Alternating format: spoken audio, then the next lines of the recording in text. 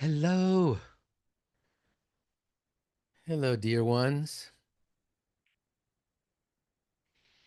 Thank you for joining me. Thanks for showing up. Hello, Asa. Feel free to type in the chat where you are and how you doing. Norway and UK and Michigan,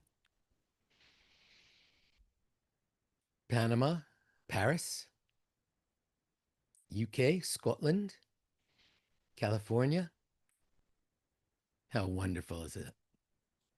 New York, Rotterdam, New Orleans, Montreal, Devon, UK, and North Dakota.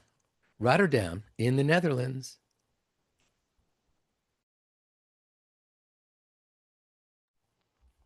Beautiful. Beautiful. Thank you so much for joining me today, joining us today.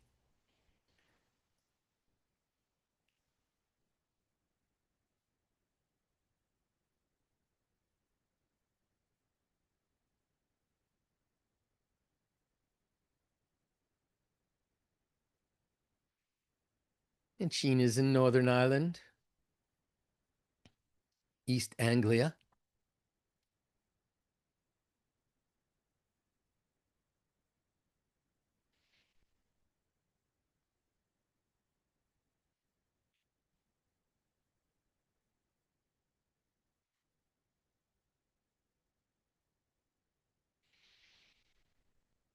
So, hi, everyone. Hello. Welcome. Even Jennifer's dog Frodo is here. Ohio.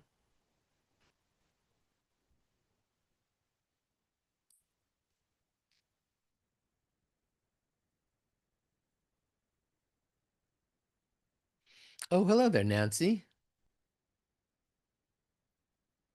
Hello, how are you? I'm great. How are you? I'm good, except I'm trying to transfer the updated PowerPoint to me because it didn't, my PowerPoint kept closing on me. Oh, who's that? I don't know. So, hello, everyone. This is Nancy Gustafson. Nancy's our director of training and development, and she's also our teacher liaison. So, she'll be supporting me during this journey, us during this journey. And she's in BC, British Columbia. And we have a few people joining us as panelists because I want to share some amazing, powerful breakthrough stories with you, with some of our certified teachers.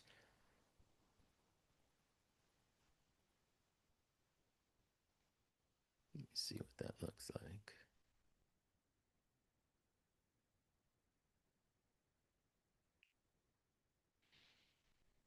Not sure who that is signed in as me, but I will. It's just me. I'm back. So, hello, everyone. Welcome on this beautiful Saturday morning, afternoon, evening, wherever you are on the planet. And we seem to be wrapping the globe here. I'm going to talk about some really cool, I'll guide you through a bunch of different meditation practices. We'll talk about some best practices because this really is a journey of balancing our lives, finding balance and gaining that and holding on to it, healing our emotional wounds, healing our grudges, our grievances, healing all our resistances, our traumas, and transforming. That's really what we're here for. That is what the journey of meditation brings to us in every single moment. And it looks like we have over 100 people here. Hello, Summer. Oh, they're coming and they're going. That's Summer, our GM, who created this entire process. So let me fill you in on how this will unfold, because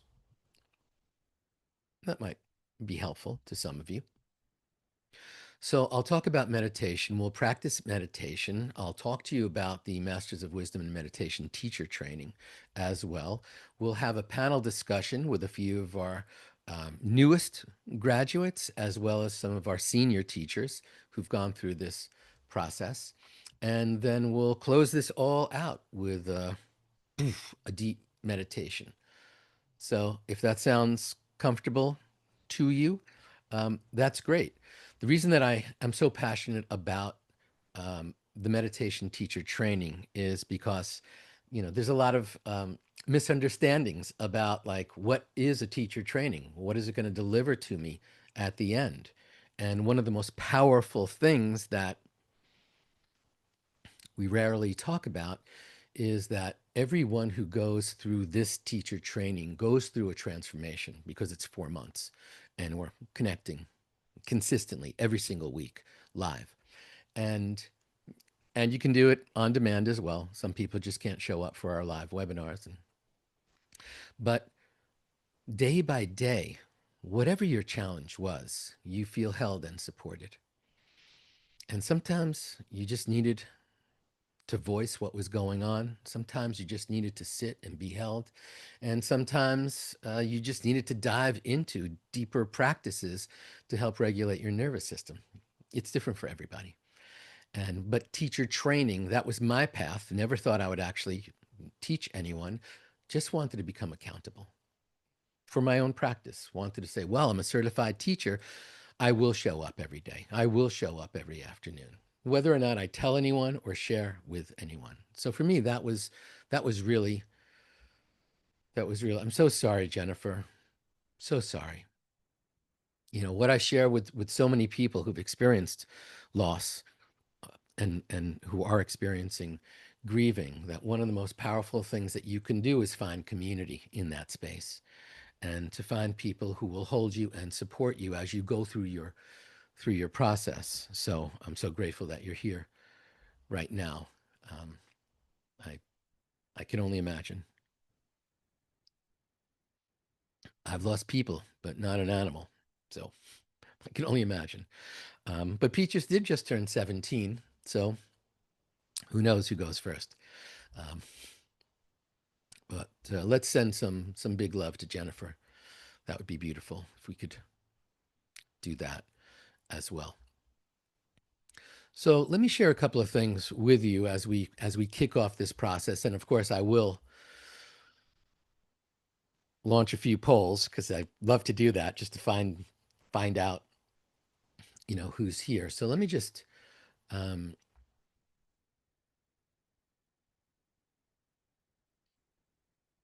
launch this poll.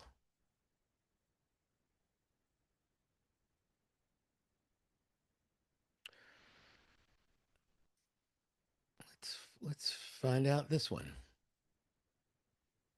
So that should have popped up on your screen there. Why are you here? That would be a good place to start.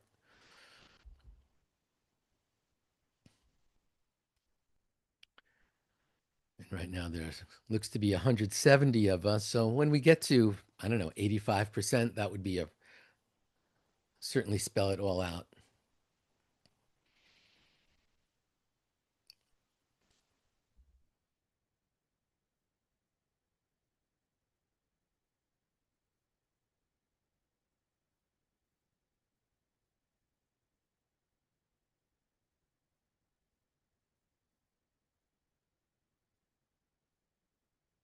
Oh, it's so great.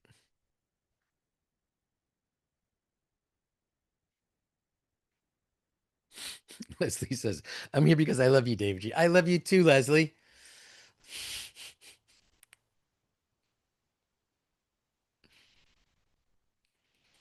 Come on, just a few more and we'll get to 85%.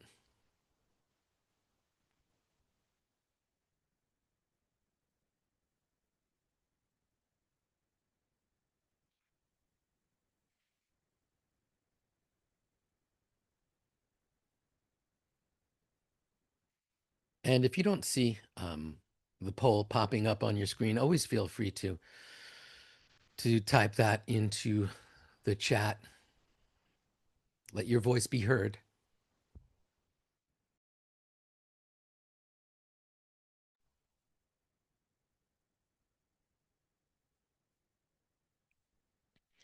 All right. Looks like we're at the Heidi says, "Good morning. I just finished the teacher training. It was very impactful, and I'm still feeling the ripples of it." Deborah, if you can't see the poll, just type your answer in the chat. Essentially, why are you attending? And here are the questions. I'm looking for more connection in my life. I'm a member of the davidji community, and I want to explore next steps. I want to deepen or solidify my meditation practice. I'd like to become an expert in meditation. I'm on a path of personal development, and becoming a teacher is part of that. And because meditation has changed my life, and I want to learn how to share it with others.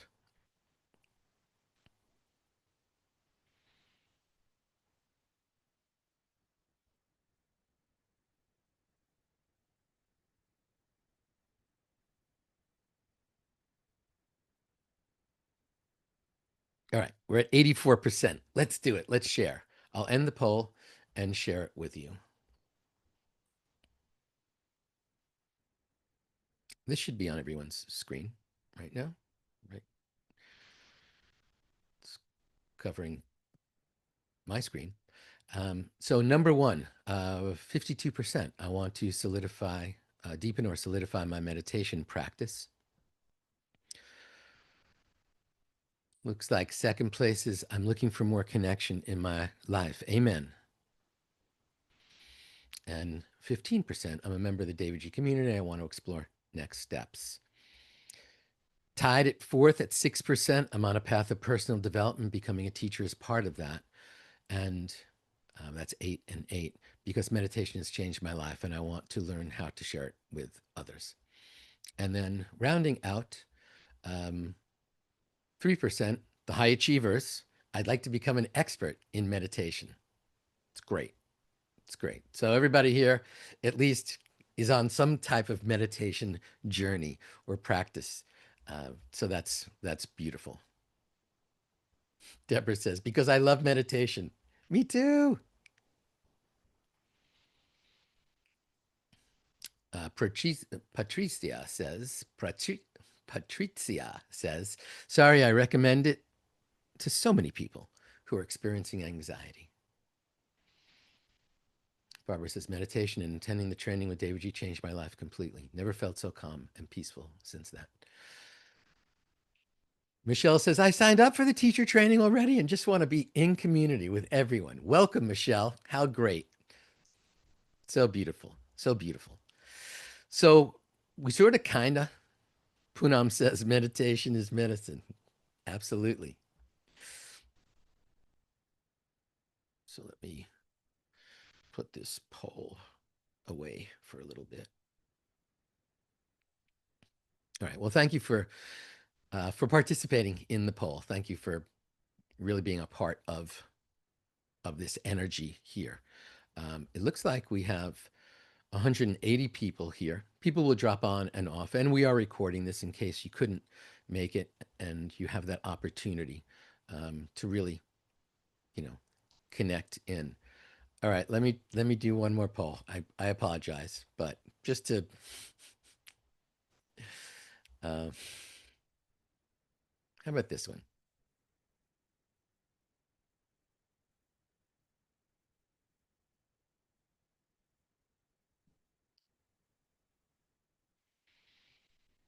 And this is essentially, what's your meditation practice look like? Essentially, what's the status of your current practice? And then we can find out. And again, this is anonymous, so don't worry. It's okay to be as honest as possible, just to let everybody know where we are. No one can tell who you are, so you can feel free. I even clicked the thing that says even Zoom can't know who you are, so it's perfect.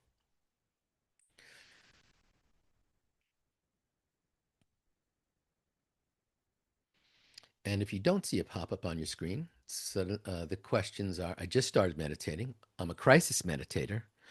I've been on and off for a while. I meditate every day at least once, and I meditate every day, twice a day or more.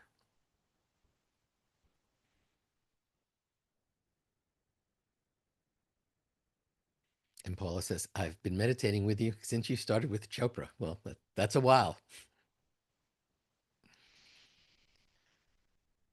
Oh, that's beautiful, Doc.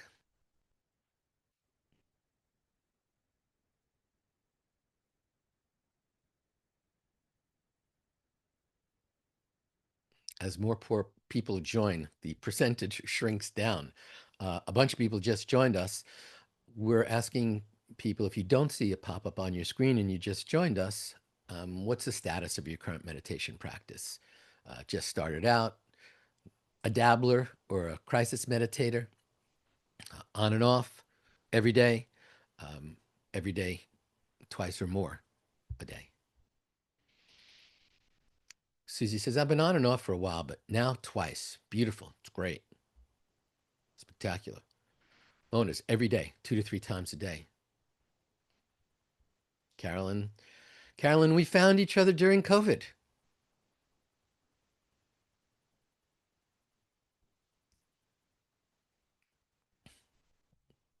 Spectacular. So let me end this poll.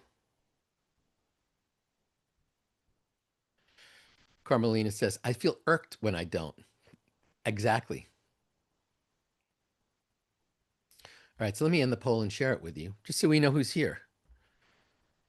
And not to judge anyone, but to, perhaps reinforce or help you understand. All right, who's in the room? So it looks like number one, I meditate at least every day, at least once. That's 41%. Second place is I've been on and off for a while, 28%. 20% meditate every day, twice a day or more.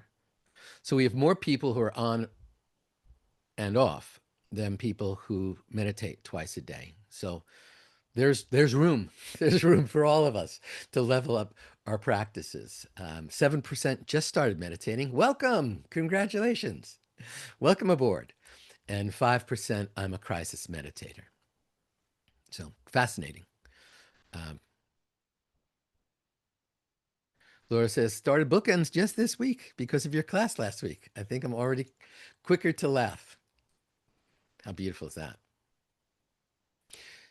Yeah, so those of you who joined me, I guess it was a couple of weeks ago, that was just beautiful. I think at our peak, we had about 600 people, and we were consistently around 250. So that was great to meditate with so many people. There's 190 here right now. So how cool is it going to be when we all meditate together? So hang on, if you can, hang on to our final conclusion. There's so many really beautiful things that I want to share with you, and people that I want to share with you, and hopefully um, you find value in that as well, if you if you can, if you can just allow yourself.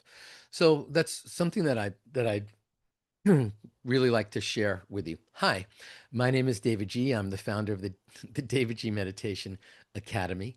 I'm a former M&A corporate executive. After 9/11, I wanted to go deeper into who I am and what I could do to help people, to help them find their own voice. That was really a healing journey for me as well. And my goal and my mission in life is to share meditation with as many people as possible and help them balance, heal, and transform. And so hopefully you're here for that as well. I've written a few books. I've recorded a bunch of meditations that are pretty much everywhere. Um, and it would be my joy to welcome you into this community. And there's some people here already who just signed up and are going to be part of this. We launch on July 27th. That's when the teacher training begins. And a lot of people say, in our last teacher training, there was a gentleman from Ireland who said, I'd never meditated for more than 5 seconds in my life, and I joined the teacher training. And I was like, and you never meditated before? He said, never. He said, I joined the teacher training so that I could really learn to meditate right. And even though I believe there's no right way or a wrong way, there's ways that are more nourishing and more supportive, but that just blew my mind. And he is now a rock star meditator. And that really spoke to me because a lot of people go like, oh, my practice really isn't at a place where I should even consider a teacher training. And it's like, no, that's we don't have that criteria. Our criteria is, do you care about meditation? Then you're in. If there's something inside of you that wants to learn it and explore it and go deeper into it and become a master of it, whether you share that with anyone else, understanding the science, the mechanics, all the ways we can practically apply it to our lives, then that's our community. It's not a question of what you use it for because we're so diverse. And clearly here, we've probably got over 50 different countries here right now. So let me share something that will help you with some meditation mastery. That's really the term that we're using, uh, because you can master the. It's a tool. You can master it. You can become very, very good at carving or painting or writing, and you can become very, very good at meditating, practicing it, learning all these different tools and techniques, and then applying them in your life. So let me share a few with you here, just because we're here. So um, probably you've heard me say this a couple of hundred times. If not, comfort is queen. Always keep moving towards comfort in your meditation practice. So let's just do a little bit right here, right now, so you can sort of feel what this can do for you. Think about something that has been distracting you or irritating you over the past couple of days. Don't go too deep. This isn't therapy, but just someone said something and it didn't unfold that way, or something is irking you out there, and get clear on what that is. And now close your eyes and through your nose, take a long, slow, deep breath in and watch that breath as it goes down into your belly, and hold it there when it gets there. Hold it. Keep holding that breath as you witness it in your belly. Keep observing it and now release it as it moves up your chest, through your throat, out your nose or your mouth. Keep watching it. Keep witnessing it. Keep exhaling. Keep allowing that breath to dissipate into the ether. And now breathe normally and feel free to open your eyes. And that was 16 seconds. And in those 16 seconds, you are not in the past, you are not in the future. Ideally, in those 16 seconds, if you were playing along, you weren't thinking about that thing that I just asked you to think about. So we learned three things. Three things very, very quickly. Number one, we can direct our thoughts anywhere we want. We may think that we can't. We may think, oh, I can't escape these things. We just proved that we can.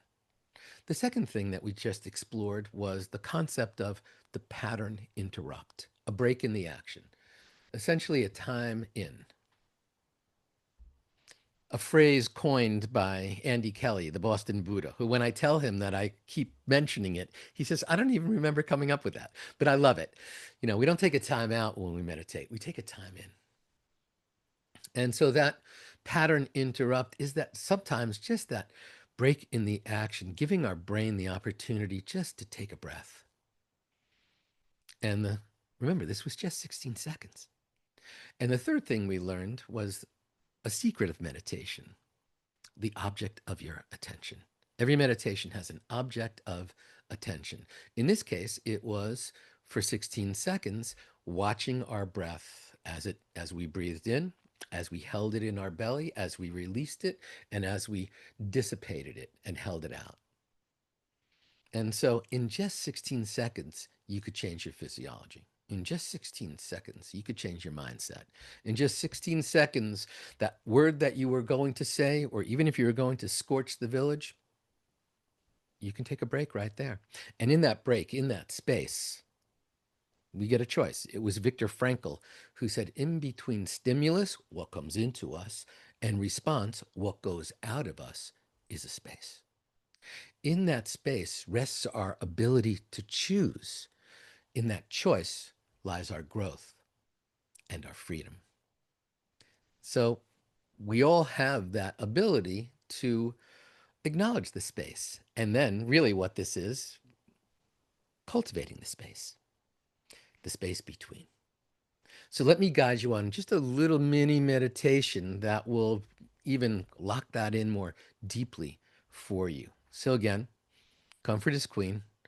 Why do I always say that? Because if you're comfortable, maybe you come back the next day. And if you're not comfortable, you're probably going to think, oh, it's not comfortable. I won't come back.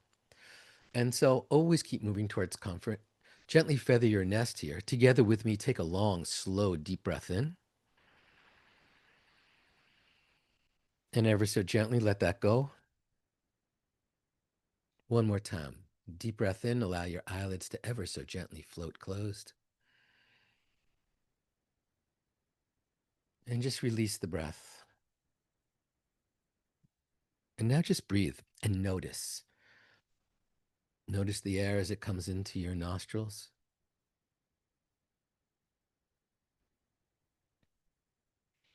Notice how your chest perhaps rises up and your belly fills on the inhales. Notice what happens to your body when you exhale. Notice the air that leaves you, your nose or your mouth. Your chest relaxes. Your belly eases. And so just witnessing that, simply noticing the breath as it moves in and as it moves back out.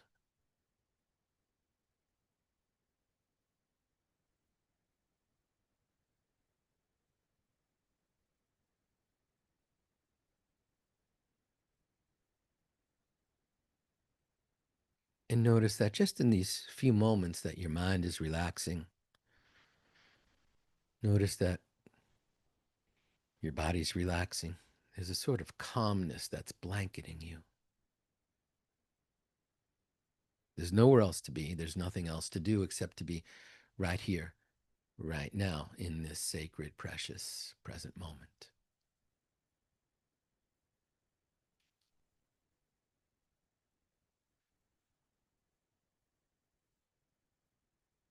And as you sit, and as you breathe, and as you witness, notice that there's a flicker of space between your inhale and your exhale, just a flicker of space. You breathe in, there's that flicker of space, you breathe out. And just notice it.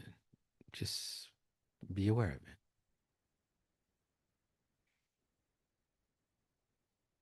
You breathe in, there's that flicker of space, and then you exhale.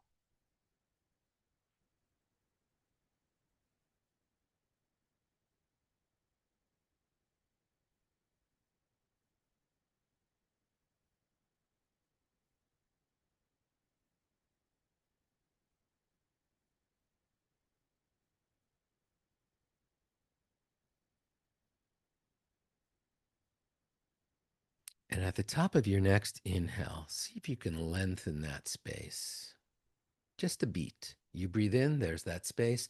You lengthen it just a beat before you flow into your exhale.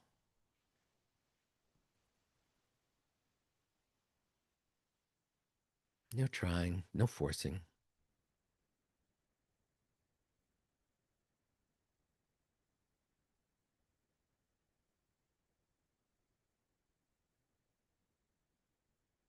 Let's try that again. At the top of your next inhale, there's that space. See if you can lengthen it just a beat before you flow into the exhale.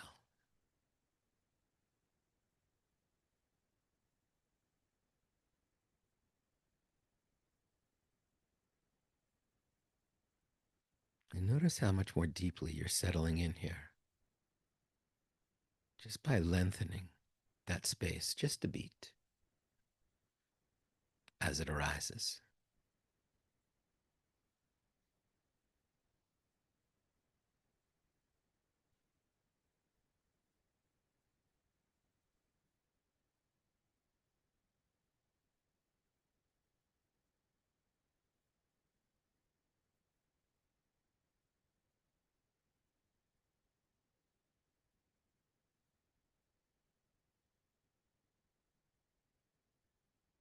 That space is your still point.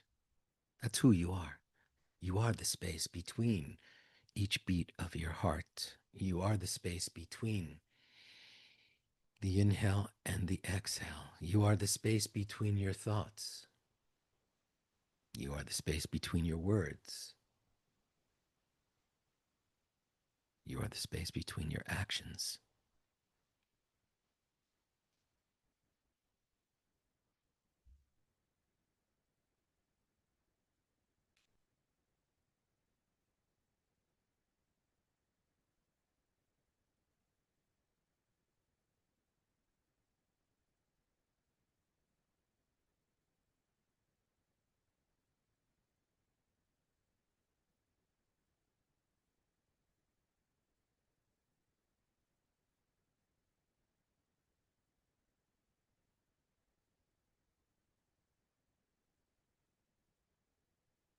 Now transport yourself back to your childhood when you were sitting on a swing.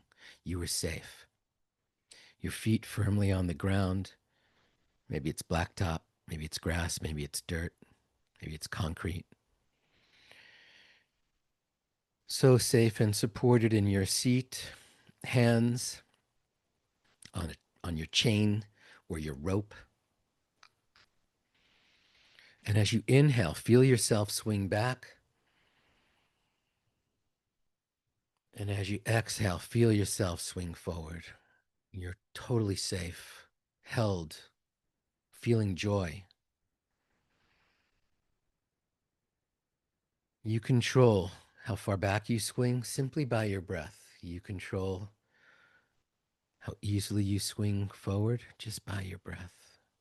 You even control your hang time. Long, slow, deep breaths in, and you hang a little bit longer before you flow into the exhale and swing forward. Just allow yourself. You're in control. You're totally safe.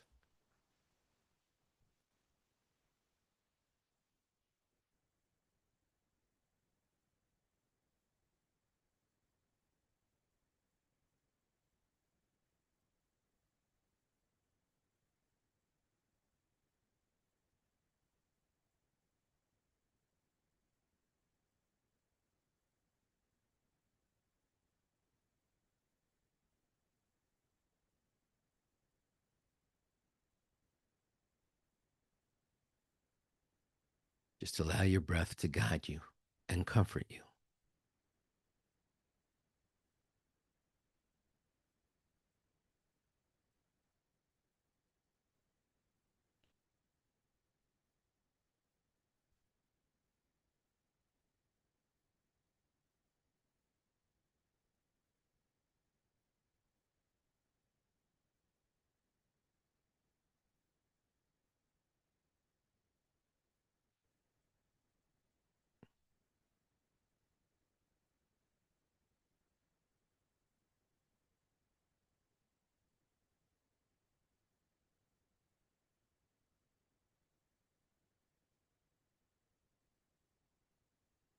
And now begin to slow yourself down.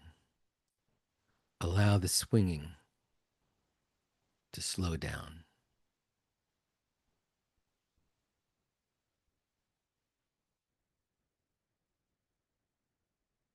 And take a long, slow, deep breath in with me here.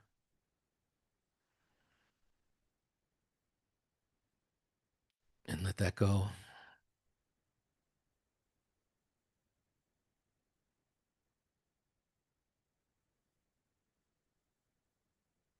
And when it feels comfortable, ever so gently open your eyes.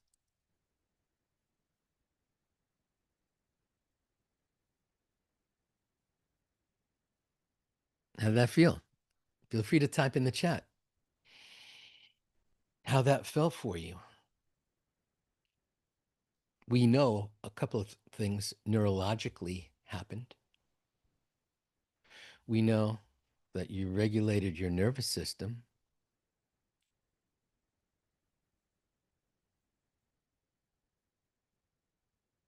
We know that, well, some of you are like a child. Beautiful, Lisa. Dr. Laney says floating sensation, peaceful. Yeah. It's beautiful. It's great.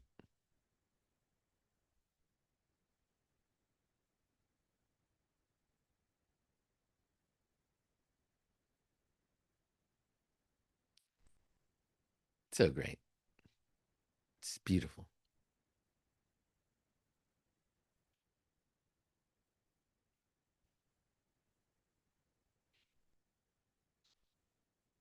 Yes, it's working. Doc says, I'm even thinking of using this in the park tomorrow with my grandchildren on the swings. It's amazing. Yeah. Well, imagine sharing it with someone who's actually on a swing. We were all on a swing. 200 of us were on a swing together, but so powerful, so beautiful. Um, I think Yvonne asked a question a while back, and I did just want to jump in to that. Uh, she does a body scan. Think of it this way: there's five main categories of meditation. There's mindfulness, watching our breath. There's mantra, repeating a word, a phrase, a vibration over and over and over, silently or out loud. There's a body scan. Yoga Nidra is a form of that. There's a guided visualization. We sort of did a little of that, transporting ourselves back to our childhood. And there's embodiment. And we'll close today with an embodiment practice. We'll close with like a metta meditation where we're bringing in, it's a combination of visualization and breathing and physical feeling. So tapping is a form of embodiment, yoga asana, moving our bodies around, stretching our arms, resting our hands on our heart. These are all forms of embodiment, walking meditation. These are all forms of embodiment. So it's one of those five categories. So Yvonne's question is,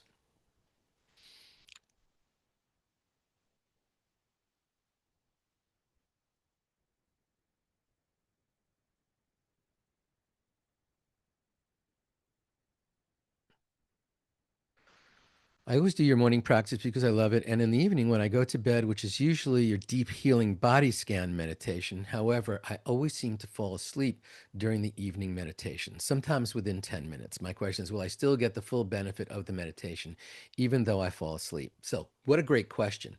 So, first of all, I would suggest let's do something. If we could push that into the afternoon, somewhere between noon and dinner time, then you would have had, probably wouldn't fall asleep, and you'll just flow into dinner and you'll have released so many things that you've been holding on to or things you've taken personally, whatever that is, which is why I always tell people who, if they meditate right before they go to bed, see if you can dial that back to between noon and dinner time.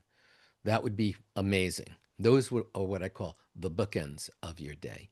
But why do we fall asleep in meditation? Because we've relaxed ourselves enough, because we've handed it over, we've surrendered. And that's what this is. We're cultivating and training ourselves to surrender. So if you can do a body scan, that's a 20-minute body scan, and you're out cold at the 10-minute mark, and then you sleep through the night, score, wonderful. So are you getting the quote benefits? Yes, we know that that's what's going on. There's REM sleep, there's deep sleep, and then there's the power of the neurological transformation that happens when we're meditating. So all of those are happening at once. But I would suggest, Yvonne, if you could, maybe just see if you can begin, maybe today, pushing it into your afternoon between noon and dinner, and you'll feel the shift. It takes 2 days. You'll feel a shift within 2 days of like, oh, it's great to let go, to release, to have some kind of catharsis in that afternoon between noon and 6, because most of us have never gotten that. We've ingested all this stuff. We've experienced all this grief and loss and trauma and taking stuff personally and whatever's gone on in our entire life. And we've never had a formal or official release or let go practice. So that's why I recommend to everyone, no matter what, no matter what, see if you, even if it's just 5 minutes, see if you can dial that in between noon and dinner time. Thank you for asking that question. Hopefully that helps you. Yeah, yeah, beautiful. So let's take it, just a little bit, deeper and a little bit further into this conversation. Like, what is the Masters of Wisdom and Meditation teacher training? It's a program that I cultivated based on many other teacher trainings that I've been a part of. A TM teacher training, a primordial sound meditation teacher training, MBSR, mindfulness based stress reduction teacher training. It's a lot of different teacher trainings that I've availed myself of and been a part of. And what I've done really was try to take the best practices and definitely not the worst practices, stuff that I didn't think was really profound or transformational, like nice to know. I'd rather like go deep into the personal transformation aspects. So I created this this course, co-created this course. I believe it's unlike any other that's out there. Number one, because I am the container. I'm going to be with you every single step of the way. So no one else is phoning it in or not having someone else teach you, or I show up every 2 months or something like that. I'm with you every step of the way, every single weekend.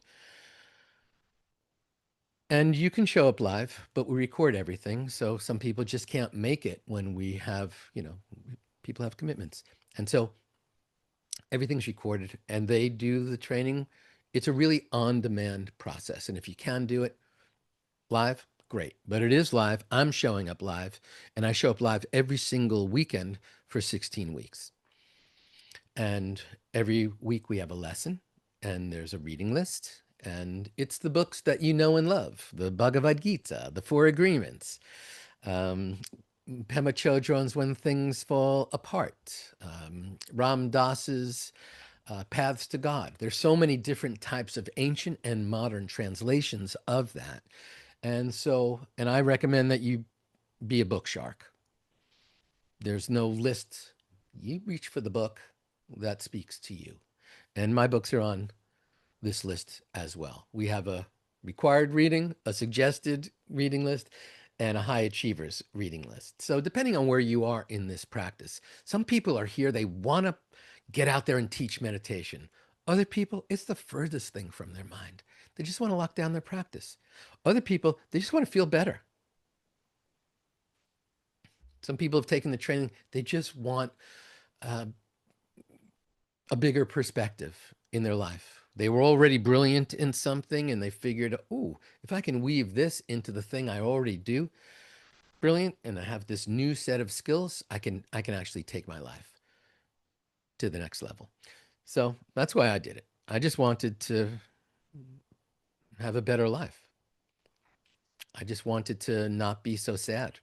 I just wanted to get answers to some deep questions. I wanted to have some greater clarity on my purpose in life. So we will journey together. It's a 16-week journey and it starts July 27th. And you get your own personal dashboard in that process. And I hold the container. We also break out into study groups. So instantly, upon the study groups being rolled out, and ideally we try to put everyone in the same time zone, but suddenly, poof, everything changes. Because now it's not just you navigating alone.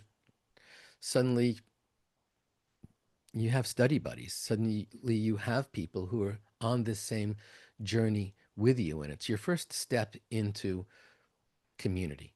And so, if you felt lost, if you have felt alone, if you have felt that you don't have, where are my people? Well, imagine you have a tribe of meditators. There are close to 900 of us who are masters of wisdom and meditation teachers. And then we have the people in our cohort, our group, as we journey for 16 weeks. And then you also have a group of people that you can meet with every single week and talk about the lesson, life, and how to integrate the lesson into life. That's really the key, and that's the secret as far as I'm concerned. We also have a private Facebook page. Some of you don't do Facebook, that's okay. But if you do, it's an opportunity for us to connect in a social platform. Some people say I drop into our chat in Facebook, and then I just leave. I don't look at anything else. I don't get the news from there. I don't look at anything. Maybe you look at an otter or a dog video, but other than that, gone. And everyone gets a one-on-one session with me, and it's important to me.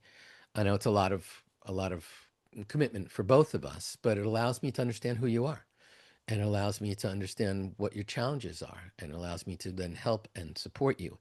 And I think we said if anyone signs up in the next 48 hours here, I'll have a 45-minute laser coaching session with you in the next couple of weeks. So that could be an incentive if you'd want to take that um, journey. And Michelle, since you already signed up, I will absolutely have a laser coaching session with you as well. Um, Now, here's where it gets really wild. You can go through this entire thing virtually, right straight through to graduation week, all virtually, sitting on your couch or at your table or in the comfort of your own home. But we also have in that final week, the week before the final week, where we have a week off. But if you wanted to come in person, we also have an in person graduation week. And it's usually half and half. Some people say, I'll do the whole graduation week sitting in my living room, and other people say, no, no, no, I want to come to the sweet spot of the universe, Carlsbad, California, meditate on the sand, practice, all these various teachings in that way. So you get to choose, one, or depending on your needs, depending on your desires. I think options are great. One of the most powerful teachings of trauma informed meditation and mindfulness practices is giving choices. So here's the ultimate choice. You could do the whole thing virtually, or 15 weeks virtually, and then your final week in person. And since COVID is really when we really saw this, more than 100 meditators in Ireland, in England, in Finland, in Scotland, in Dubai, in France, in Germany, in Sweden, the Netherlands, Switzerland, South Africa, Vietnam, Japan, Australia. Did I leave any place else out? Italy, Mexico, so many places in South America, and of course, Canada have participated in the journey. So many people from the Insight Timer community, so many people from the Mind Shift community who've been meditating with me every day or for whatever, have taken their next step in their spiritual evolution. And I'm honored and so profoundly touched when people choose to take that next step in their spiritual evolution with me. So you get to, pick that out. Let me do one more poll here. All right, just one more poll.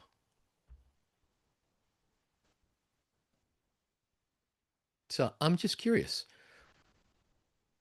what's been your barrier up until now? Let's say you've been meditating with me for a year or 10, or let's say you really want to take your life to the next level, and you know the power and the value of these teachings. What has been that barrier?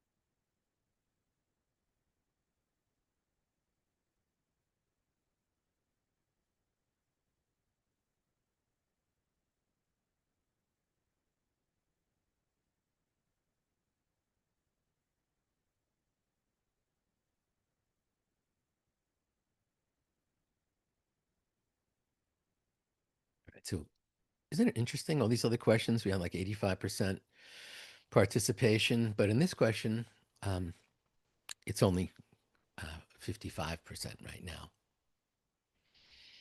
Sandra says complex pet sitter needs. I understand that. I understand that. Well, that's why virtual solves that. Joanna Samad, I did the course and it was really fantastic.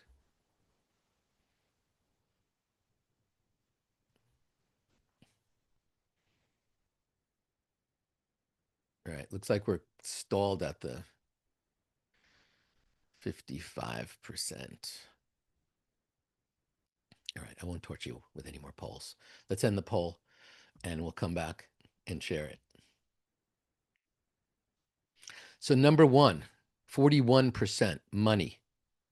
And that's why we've created payment plans. And that's why we've got so many different types of payment plans, some of them stretching out over a year, just to allow it not to be a burden on you. I remember my first teacher training, I wasn't even working. I had credit cards, but I wasn't working. And I was like, I need this to save my life. I'm willing to make that investment to save my life. I had been flickering with suicidal ideation. I had been so depressed, so sad, um, and I didn't know. I knew what I didn't want. Didn't really know what I did want, and that step saved my life. And yeah, it took me a while to to pay that off because I didn't get work right away after that. And even when I started working for the Chopra Center, my first 6 months was as a volunteer, so I wasn't even getting paid while I was doing that. Um, but it saved my life. It's like, wouldn't I pay? And now when people say, what do you think it's worth? I'm figuring, to heal your grief, to heal your agony, to center you, to allow you to be calmer, less angry, clearer, no brain fog, sleep better at night, connect with people, have a tribe and a community, and feel held. I don't know, a couple of million is what's that worth? Um, so I do, I absolutely acknowledge and understand when people are like, you know, money, money's my barrier. But I would say it's probably the greatest investment you could ever make. And I get feedback from people who've done that where they say, thanks, thanks for letting me pay over a year and a half. And now it's all done and I am transformed. So explore that. So if money is something, schedule a discovery call and see what the options are so we could help you get into this space. 15% say, I have been procrastinating, like we all do. So maybe this is your sign. This is your moment to stop procrastinating. Um, 12, lack of confidence. Like I said, this is where let me help you find your voice. Okay? If you've been walking on eggshells or biting your tongue, or if you've just been holding back and just like imposter syndrome, who am I to teach meditation?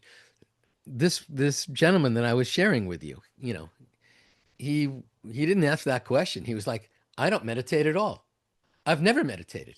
Let me sign up for the teacher training and make it happen. In that process, you will find your voice because we practice together. We practice in a very, very safe kind of space. And everyone's on the same page. It's like we take off on a plane. Some people are sitting in the front because they're the high achievers. Some people are sitting in the back. Some people are watching the movie. Who knows what's happening on the plane? But everybody takes off together and everybody lands together. So it's pretty powerful. It's pretty powerful. So what's the, oh, I'm sorry. 19%. Timing hasn't worked for me yet. All right. Well, you have two options of that final week. You can either come in person, so that does take planning because there needs to be travel and accommodations planning. And then the other is, well, let me just clear that final week. It's in 4 months, so maybe I can just schedule it. And our final week we spend together from 7 a.m. to 3, from Wednesday through Sunday. And actually, Sunday we graduate by 11 in the morning. So maybe that works for you now, showing what that is. The in-person graduation week is October 28th through November 2nd. That's here, right here in San Diego.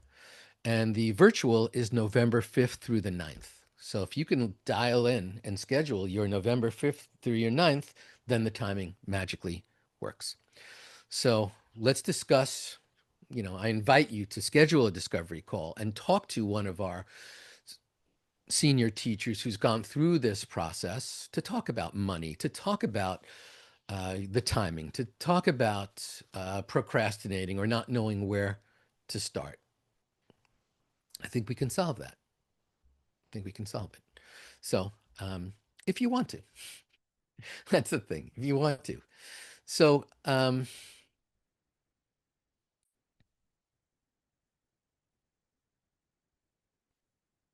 let me share our panelists with you because they've got, you're in the space that they were right before they dived in. So let's see what that looks like. Not sure how to. I'm doing it for you, davidji. Oh, thank you. Thank you, God. Disguised as Nancy. There's Molly Kate. And Colleen Dumeng. What a beautiful, beautiful message this morning, Colleen. So happy for you and proud of you. And there's Just Be Inspired. And Heidi Reeves. Hello, panelists. So, hi, everyone. And I would encourage you, I've got questions for the panelists, but maybe you do too. So feel free to type those in the chat and we'll ask them as well. But let me just give you just a little bit of background. Colleen is on the North Shore of Long Island. She became certified in 2015. She's one of our senior teachers. And she did our advanced teacher training in 2017. Just Be Inspired is in Florida. She graduated in 2019 and did the advanced teacher training earlier this year. Molly is in Tennessee, Nashville, Tennessee. And she just got certified in 2025. She's also a Qigong master who got the opportunity to actually guide our group in Qigong. So if you're looking for Qigong, definitely check out Molly. And Heidi also just graduated and she's in Idaho. And so some of our European teachers who were going to join us here couldn't make it. So, but we have 4 rock stars here, and I would just am so excited. So let's begin. Molly, let me just ask you. You were already on the path of Qigong mastery. Why in the world would you? What inspired you to take a step into the meditation teacher training? Yeah. Well, thank you. And hello, everyone.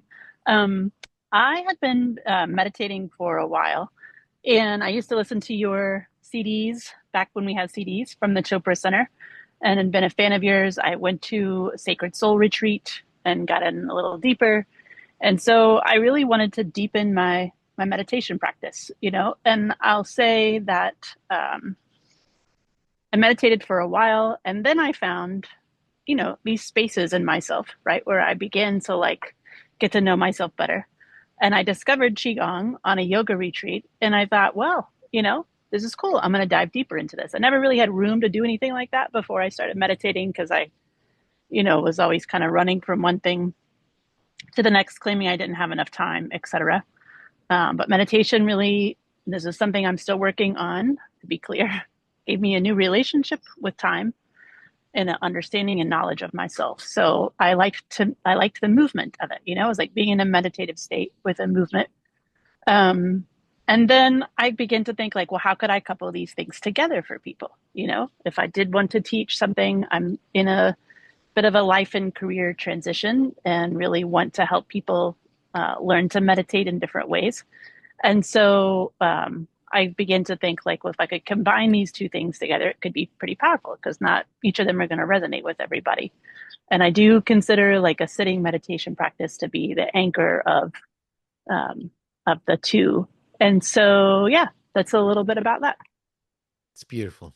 It's beautiful. Mm-hmm. Colleen, you just sent me a text this morning of you in front of Memorial Sloan Kettering Cancer Center, hearkening back to 30 years ago when you got the all clear. And you and I don't know each other for 30 years, but we know each other probably for half of that. Um, what, clearly your life is this rocket ship of healing. What possibly inspired you to become a certified meditation teacher when you were already a meditator? You'd spent time with Wayne Dyer and with Louise Hay, and you had spent time with all these great, Ram Dass. What then spoke to you that said, let me become a meditation teacher? Um, well, first, let me say hello and say hello to the panel and to everyone out there listening to me. It's such an honor to always be in the presence of my teacher and to be in the presence of all of you. So it's quite the blessing. So thank you so, so much. Um, I never wanted to be a meditation teacher, ever, ever. I was inspired to, I was inspired listening to you reminded me, I was inspired to take the course for the very same reasons that you mentioned earlier, your personal reasons. Um, so you inspired me because of your authenticity, authenticity? Yes. Your ability to um, be so available and your vulnerability. And I had major trust issues, and yet with you, I felt I could trust. And at that particular time, I was looking to um, deepen my connection with God. I was looking to deepen my connection with myself. And once I met you and your team, Nancy, it was just Nancy at the time, um, I found out that I was a weirdo and kind of crazy, but not so much when I was with the group of people that were there. I was like, oh, okay, this is, these are my people, I guess. And so I've been thriving ever since. So thank you. Yeah. Well, congratulations on 30 years of the all clear, and congratulations, really on taking your life to that. Well, the thing that was so powerful about that, if I may have just another 30 Sure. seconds or so, was that I left there broken and scared and really worried about my life. And um, 30 years later, I went back as a grandmother and a happily married woman and a person who had a really powerful relationship with God and as a teacher of meditation. It was absolutely talk about transformation. So Yeah. So beautiful. it wasn't lost on me. I'm still, as you can see, like processing it all. So thank you. Yeah. Well, it's one thing to go someplace as a patient, and it's another thing to go back as healed and expanded. So Yeah, so beautiful. the tools work. Yeah. The tools work, and the right healthcare team. There you go. Heidi, you are one of the rare people, very few people, but some have, who took this teacher training right on the couch, right there, sitting right next to your husband. You both went through the training together. And so talk just a little bit about how that unfolded, because each week we got to see you sitting there with right next to Rob. And for graduation, you got to like be there, create this little shorthand between you and go deeper. So talk about just what sparked it for both of you to get on this teacher's path together. Yeah, it was such a unique experience, and we are still just feeling it so powerfully. Um, I had wanted to do this probably, I think it was 3 or 4 years ago, and do the meditation teacher training, and it just didn't work out. I was doing a yoga retreat, and the timings weren't working, and I really wanted to be able to focus and not miss large chunks of time when I did it. Now that I've done it, I realize I really could have done it back then. But this time, when I brought it to Rob, explaining that I wanted to go and do it, his immediate response was, I want to do it with you. And that kind of shocked me. We were on a walk, we were out in nature in the middle of this big snowfield. And I was like, absolutely, because I really couldn't believe that he would be able to carve out the time to do something like this. And it was the most powerful experience. The so on so many levels. One of my favorite things is we're in a transition period. We're empty nesters right now. It was our first time being alone in our home together, and we have a wonderful relationship. And yet, this deepened it in a way that was so beautiful. We had so many different conversation points. All the books we were reading, so Rob would read, this is typical of us. Rob would read one book at a time, and I had like 5 books going all at once. And then he would have like a really deeper understanding of something in one of the books, and I'd say, "Oh," and then I'd pop over to his book and read that. And so there was a lot of that, and the shorthand, of course, in our communication, as you mentioned, davidji, was really cool. But it's sparked a lot of conversations. It's allowed both of us, especially me, my nervous system. I'm a healer, and I don't always go to others to be healed like I should. And so my nervous system can get knocked off, and I can get really kind of into hyper vigilance or go mode. And this program absolutely transformed me in the way that I can calm myself. And I have done loads of trainings, and this one was incredible for me. So I just wanted to say that. And also, such a unique experience as far as davidji, the community that you create. Um, it's unlike any I've experienced. I'm still meeting with my group. We love each other. We're so connected. We're so very different, and that makes it amazing. And I just wanted to say to everyone listening that what I feel is so unique about this is really davidji meets you where you are, but he doesn't leave you there. He pulls you along the whole way and really creates this sacred container where everyone feels comfortable. And I saw it with people around me. I felt it deeply. And yeah, it's really, really wonderful. So Thank you. beautiful. So great. Molly, I saw you just posted that you have to leave. This is what happens when you become a certified Masters of Wisdom and Meditation teacher. Suddenly you start getting classes and invitations and new opportunities. So anything you'd like to share with everyone, Molly, before you head off for your meditation and movement class? Yeah, and I've got a few more minutes. But thank you for asking me because yes, there are things. All these descriptions were so beautiful, and I'm feeling all nostalgic again, about the class. So if I get a little teary-eyed, I hope there's no judgment, but it's a really profound experience. Like you come into it thinking like I'm going to learn to meditate, or maybe I can teach people. And when it's over, you're like, oh my God, I'm a different person.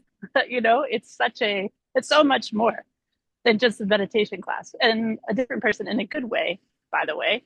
But you just get to know yourself so deeply, and it's a lot of soul searching. And David G has this cool way of making it fun. Like soul searching sometimes is, heavy, but I never felt that. You're surrounded by people. I too still talk to my study group. Some of us get together once a week online to meditate and move together or, catch up. And um, it's a really beautiful thing. And I can't say enough about like the power of finding the right teacher. And, I really want to give a shout out to you, David G, for your artistry with meditation and the way that you make it accessible. It resonates deeply with me and it makes it even fun at the time. And, like I'm a person that likes to go through, I can be really intense, but I like to go through life, try to go through life lightly and have fun. And sometimes having a spiritual practice and that don't always line up, but you pull it off for me. And I'm so thankful for that. There are times when I'd be reading these books or writing an assignment and I would be kind of like chuckling about something that you said and then like crying a little bit at the same time. So it's a really beautiful way that you go about it and the tribe and the community of people that you meet in the relationship with yourself and like knowing yourself better and like, well, how do I want to show up in the world? What am I about? What can I offer people? How can I be of service? And I think that's a really beautiful thing. So It's beautiful. thank you. Thank you. Thank you. And just be inspired. You're in Florida. When you began this journey, you were into the woo, Yes. already into the woo. And, I see the lights behind you and you've got the crystals. Now you have a crystal shop. You're also a channeling Reiki master and a meditation teacher. What was the spark that got you on this particular teacher's path? Well, first off, thank you everyone for being here. And David G, I'm so glad that we got the memo to wear matching shirts. I'm so happy about that. But no, I think for me, I really, I was in actually, I was practicing Reiki as a Reiki master locally here at a studio that was just strictly a Reiki studio. And I just noticed that there was something that was missing, that I felt as though I was offering Reiki, but I wanted to give a little bit more richness and context to my own practice, but also to help to really serve others. And so that's really what was the spark for me, was how can I really make myself stand out as a Reiki master, and how can I actually really take this journey to the next level in my offerings, and to really kind of expand the community. And so what I realized though is that now I can totally just channel and guide a meditation off the cuff beforehand. I used to have to like write it out, or listen to a meditation and then kind of be inspired by one of yours, replicate it. Um, Now I can just take all these teachings and literally just, be able to access this beautiful knowledge into what I was already doing. But what I found is that it's more than meditation, it is the lessons, it is the wisdom. So, I work with many different clients and that are going through grief, diagnoses. I mean, the list goes on, especially with Reiki energy healing. It is an energy healing modality. And so, what I really have found to be so profound for me is being able to not just be able to guide a meditation, but to take these ancient teachings and wisdom to give people spiritual homework and spiritual guidance to really help them to shift and transform and connect with their highest self. And I wasn't able to quite do that before. It was just providing energy healing and being a space holder, which is still very, an honor to do.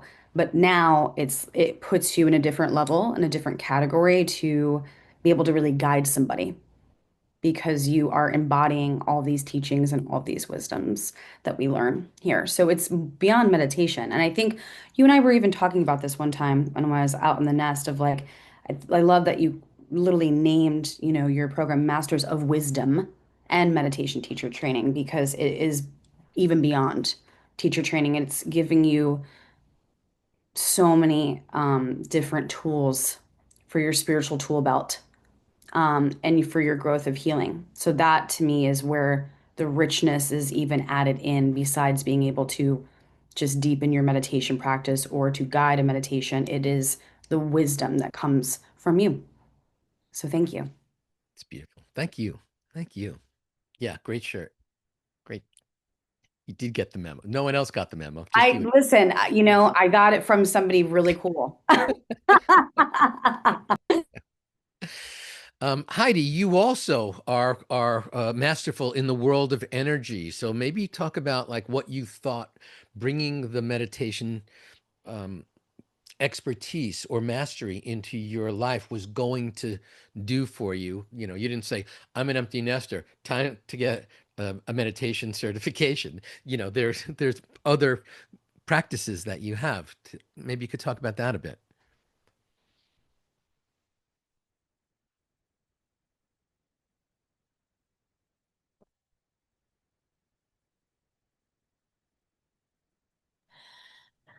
Sorry about that. Yeah, similarly, it is informing my practice in a different way, and I really exactly what you said. It's we are there to be these sacred containers, but it's really amazing to actually guide in a different way, and I'm giving more spiritual homework than ever. I've always given homework. This is on a different level and really trying to engage them in meditation practice, even if it's 2 minutes at a time. And I'm really seeing that people are diving into it head first and really, really responding in a different way. So it's been incredible for me to witness and to be able to share something that has been so impactful for me. And I can say, the proof is in the pudding. I'm right here. I do this. And people are being very responsive. So yes, you're absolutely right. Did I want this for myself? Yes, but it ripples out like we talk about, and so it has been such a deepening within my practice and for my clients as well. So, Can I ask, how has this impacted your relationship with your partner, with Rob? ah, profoundly. So a lot of, in relationship with him, for me, there was um, going from reactivity to response has been really a beautiful thing. Mostly me. Rob is a lot steadier. I'm a little bit fiery in comparison, and so that's been a beautiful thing. Is just the pausing and the ability to go from that state of overwhelm sometimes that I'm in to presence. And Rob has definitely felt it on our communication level. It's like another level of communication that we've reached.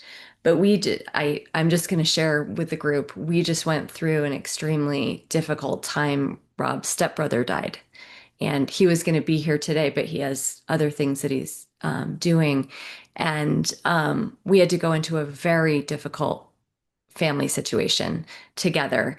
And it was incredible how each day we meditated. And, for instance, I would always go in with intention, and so would Rob, but going in, meditating before, and keeping so clear around a lot of chaos was it was transformational for both of us to come out of it and then also ground again into meditation in the afternoons after we'd done all the things that we needed to do for the day. So um, that right there, we just were in it. It was a very, very difficult situation, high emotions, chaos, and both of us were able to remain really grounded.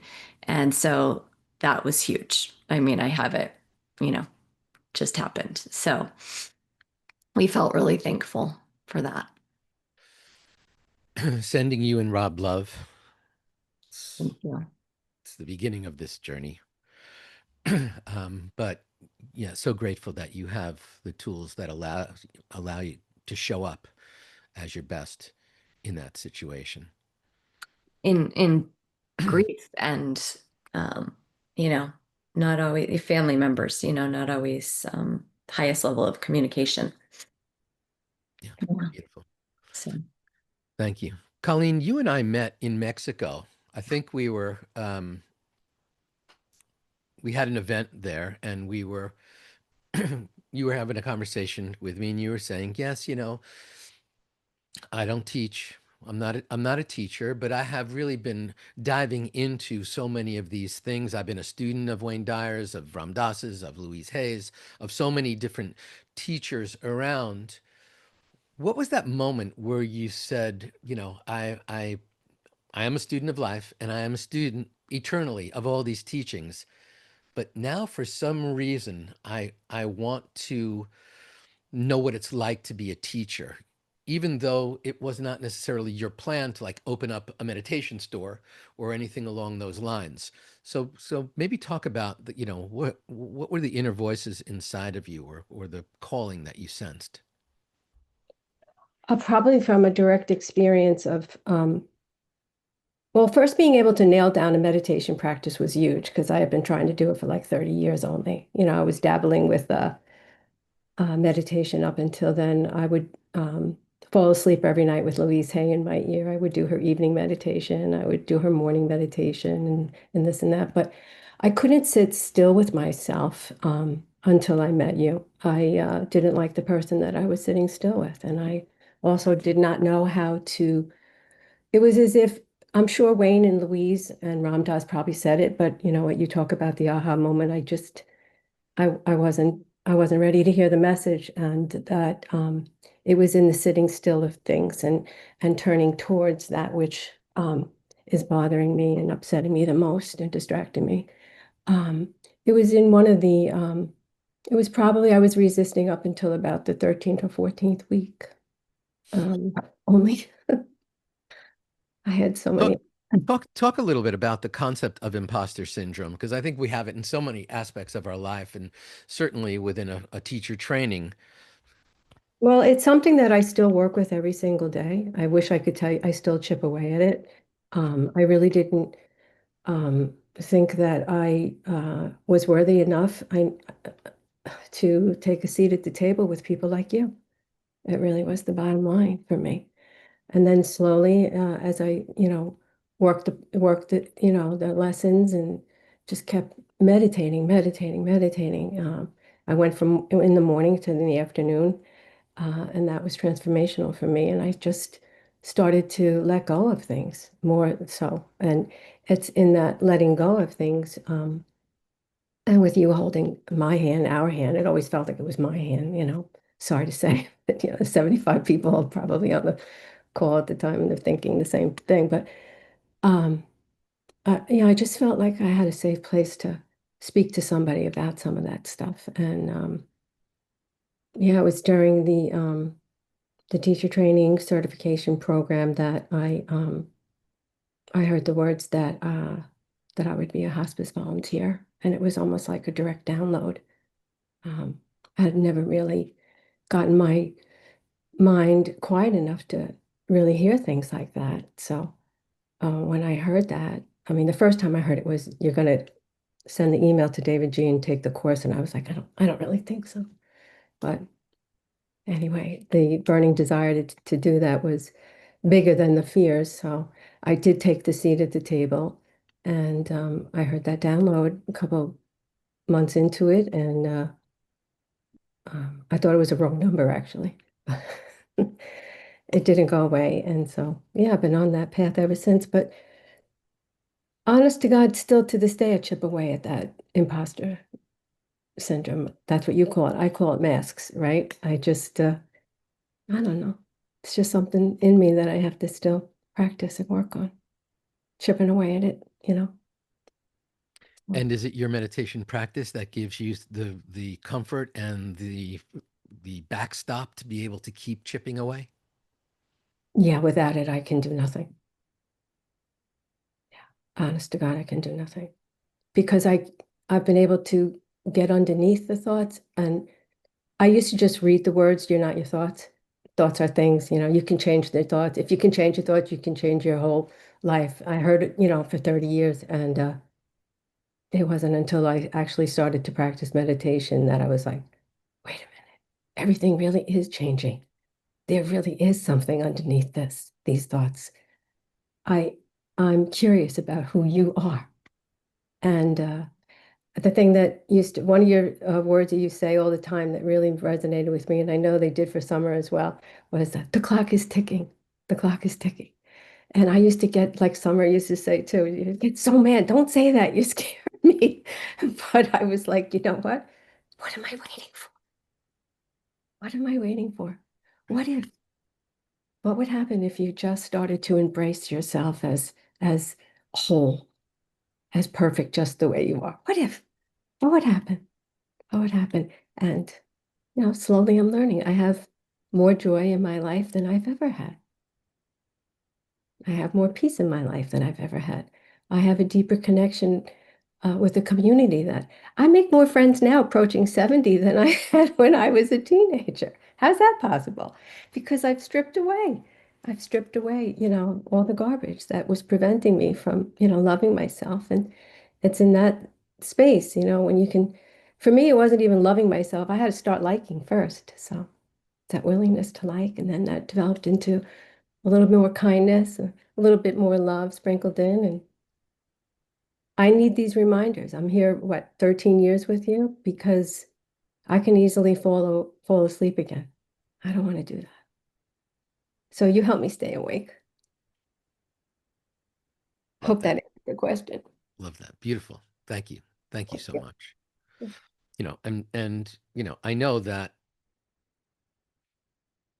as soon as you got certified, the thing that you shared with me was that, like, I'm helping people who've been diagnosed with cancer, and I'm teaching them just to breathe. There was an article written about you. I remember in, people, cancer patients having their hair cut, or their hair washed, and you were there just guiding them to breathe through it and to help restore. um, so so powerful. I mean, the power of your ripple um, began long before you got certified, but suddenly you had all these new tools to be able to share once you did get certified, and that was just, Gave me the confidence. yeah, I found my voice. Still finding it, but it's a lot stronger than it was. yeah, I've beautiful. had an amazing, holy, miraculous, transformational experiences with women over pedicure basins. Go figure. Can use these tools anywhere. Love that. It's all So, about presence. It's all about presence. It's all about awareness. so great. Thank you for that. Just Be Inspired, you created last year, I think it was last year, or maybe it was the year before, a chakra animal, spirit animal deck. We've seen the oracle decks, we've seen the angel card decks, and you created the chakra animals, like two things that speak to me at such a deep level. Um, so talk just a little bit about how becoming a meditation teacher sparked your creativity in life. Yeah, thank you, my deck.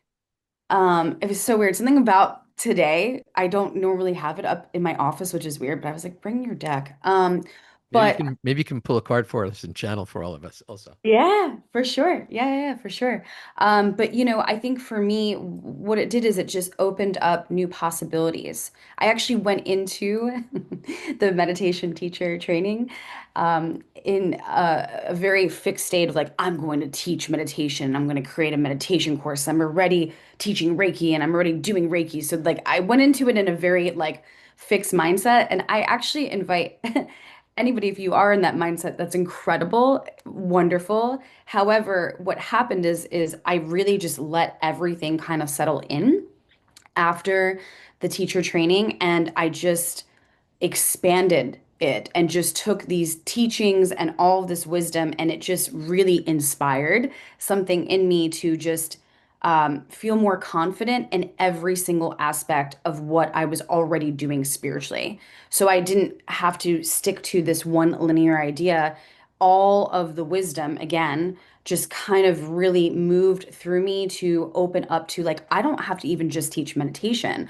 I can teach people how to release. I can teach people about the five different realms. I can teach people about the Buddhist teaching. I mean, it went into a very more expansive direction that I feel like I'm just kind of like unstoppable in a great way of, like, like yes, I'm a channeling Reiki master, a crystal shop, and I created this, animal and chakra oracle deck. But, even with creating this deck, there was a lot of doubt. I mean, this deck is like literally there, it's floating all around the world. Like, people like literally post it on Instagram.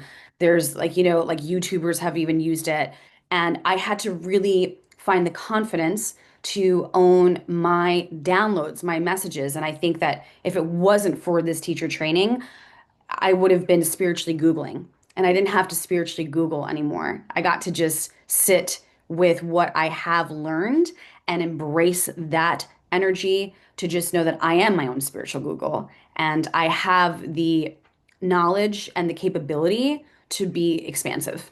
Yeah. So great. So just perfect. Hmm. Perfect in so many different in so many different ways, because it's been a joy for me to see you leveling up and going global. Because when we met, you were like, "Yeah, I'm pretty local. I've got my community here in Yeah. Florida, Yeah. and have my crystal shop, and I have my all that stuff, and then globality." Yes.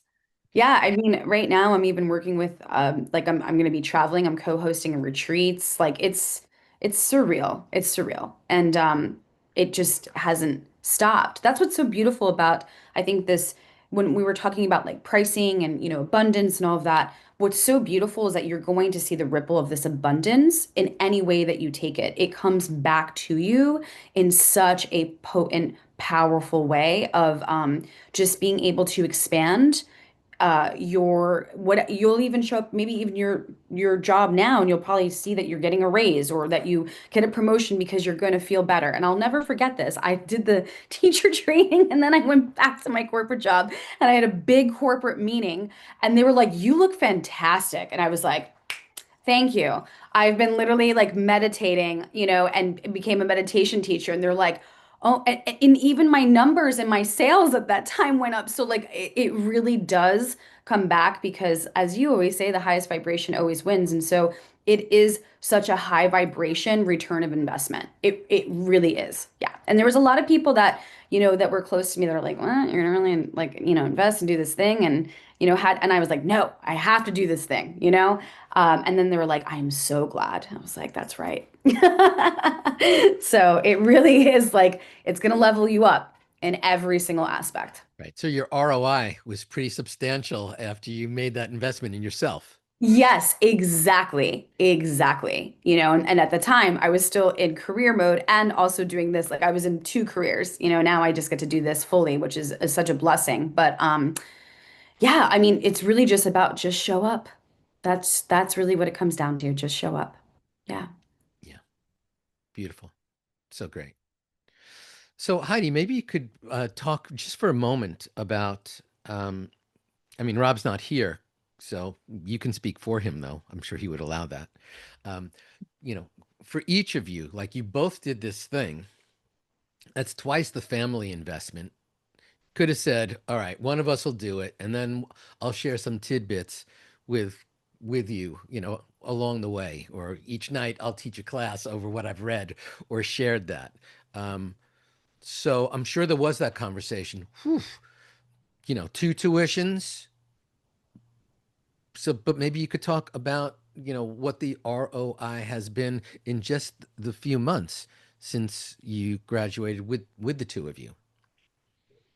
Yeah, it's incredible. And I think one of the biggest things, to speak to what Just Be Inspired has said, is that creativity and the abundance within our creativity. We're both, so Rob and I own a company together, which really he has stuck with. I've raised the kids. I go in and out with our company, but um, it's just been incredible from the standpoint of I've watched Rob pull out more and allow for more growth within the company of people that work with us. And that's been incredible and inspiring and something he really hasn't been able to do. He's very dynamic. And so people really always kind of want him around, which is wonderful. But one of the things that he's been trying to do is really allow people, allow that growth within our company to happen. And I've seen that happening over these last few months. And he was just really gone for almost a month. Um, and to see what's happened and how the company has flourished during that time has been incredible. And he is more creative and playing more music and writing more music and doing things that he loves over on this side, which I love seeing because he is a very creative being. Um, for me, I'm writing just and it's been going and going. And that's how I've been receiving. I get done meditating and it's just, and so I think we're both in this space of, well, Rob calls it like, it's like he's pregnant, that's how he describes it, but he's been in a state of pregnancy for a while. And I feel like he's getting ready here for something new, something to birth. And who knows what it is. But we really both are feeling more inspired than ever. As I mentioned, more grounded, but also just seeing the business flourish in a way where he's not as um, attached or in that leadership role has been really beautiful for both of us. For me with my business, I feel like it's just created openings. I'm getting different clients. And that's been interesting to me. My clients are changing and people are really reaching out. I've been kind of on vacation, do not disturb for about a month after our class. And it's really funny how people are just, really, when are you coming back? What are you doing? And I want to hear more about this. And it's a beautiful thing. We're both feeling very abundant and clear with things right now. And in this life to have clarity, you know, even for a speck of a moment feels really brilliant. Feels great. Right? Feels great. And I think we're both feeling like super, super clear right now. So I hope that answers. I mean, it's everywhere. It's hard to pinpoint when you ask me about both of us, then I'm going in all different directions here because it's going everywhere, and including as parents, detachment from outcome. I mean, I think that's one of the hardest things for me as a parent, at least, to not be attached to outcome um, and just to be wide open. And I know that both of our children are feeling that. We have adult children, 19 and 23, but they're both feeling that expansiveness around them. And um, they always feel our love, but I think they're feeling that in a different way from us. And they were also extremely proud of us for doing this together. And it's the sweetest thing how I hear them telling people that we've done this, and they are really like very deeply proud that we took the time to do this together. And so am I. So great. And so am I. Beautiful. So great. Holly K says male seahorses carry the pregnancy. That's synergy with your hubby. So how's that? Maybe you'll start calling him the seahorse now. Rob the seahorse. Thank you, Holly, for sharing that. And I'm sure you can hook up with Just Be Inspired and she'll hook you up with a deck for your ICU. In closing here, Jess, maybe any final words for someone who might be considering getting onto the teacher's path? There might be fears out there in so many different ways. Is there anything you could share or maybe pull a card for us and that will be the message for anybody out there about, this is not planned. We have no idea what this is going to look I like. don't typically have my card deck. Also, I literally did a Right. meditation event yesterday. So this is like, but it was weird. I was like, I'm gonna bring the card deck. So everybody, if you can, just take a deep breath in. Exhale, let that go. Another nice deep breath in. Exhale, let that go. Let's just hold an intention into our hearts. It's right here, the card. Okay, this is great. This is my deck, so it's a little bit worn out. Sorry, everybody. There's power in my choices. There's power in my choices. Journey, freedom, heart chakra, horse. We all have a choice. There's so much power in that. And so I feel like with also just the heart chakra, if your heart right now, if it's a yes, this is the time to not second guess yourself.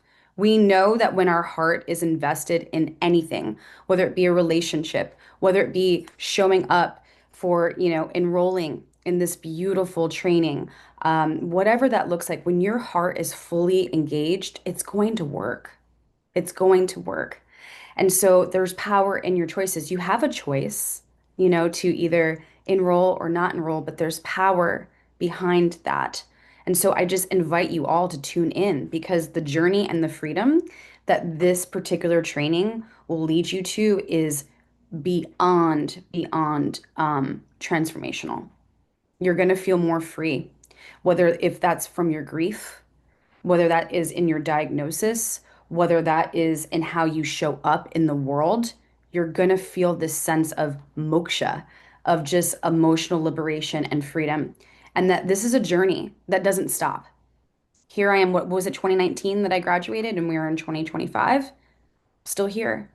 So the journey doesn't ever end. And I think that that is where the richness is so unique because you can sign up for a lot of different certifications, a lot of different trainings, and then it's kind of like, and then what? This will stay with you and continue to expand so that you can be this horse running free on the beach, and just be around people that also share the same heart energy. So Yeah. great. Thank you. Thank you. And remember, we channeled that. Jess channeled us. That wasn't planned, but of course it's heart chakra. Of course it's heart chakra stuff. Um, and horse. Keep running. Right. Well, the horse got us from, before we had cars, from point A to point B. So this is going back to these, even the think about this, ancient times, ancient wisdom. How are you getting to the next step? Right. So beautiful. Brilliant. Colleen, any final words to share with people before we go into our meditation? I am hearing Wayne Dyer say something to me that I'll just share out loud, which is and I guess I forget who he got it from, but when you have a burning desire placed in your heart, which I think is what's happening if you're on the call and you're staying this long and listening, um, it's not going to go away. It won't go away. I don't know what's going to be different in the next, 6 months from now. I really don't, because that burning desire is just going to just keep, burning away. Um, so that's what I'm hearing. And what a grace and a blessing to listen to these other teachers. And like I said, to be in the presence of my teacher. But let me share with you, um, there are probably 850 more teachers that wish that they were here talking to you about their experience. And so you're just getting like a little bit of an inside view of the community that is waiting for you. So jump and the net's going to appear. And so will the money. It will. It always does. God always shows up. It's beautiful. Thank you so much. Colleen, you can follow these people on social, and we pop there, and we'll include those in the replay as well. But Colleen, Jess, Heidi, thank you so much for taking the time. Molly, who was here for a moment, and Rob, who was almost here. We send you big love, Rob, and I think I'm so grateful to the three of you for flowing your hearts and for being such a core and important part, of the community. And Colleen and I, we go back, more than 10 years. Jess and I, she got certified 6 years ago. Heidi, just recently. It's she's still fresh. You could see it, right? The energy's still coming off of her. So no matter where you are in the process, and no matter what's going on in your life, there's an opportunity, and we wanted to share it with you. And aren't these just three magnificent expressions of creativity and beauty and wonder and expansion? And healing. So thank you so much for taking the time and and and showing up. um, Holly K, I see that your hand is raised. Is that newly raised, or is that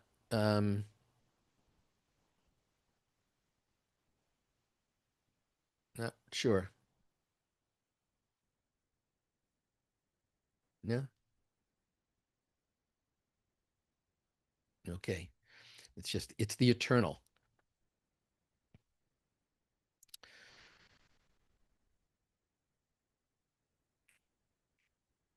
I'm sorry. I was just reading so many of these comments. So beautiful. So great. Yeah. Um,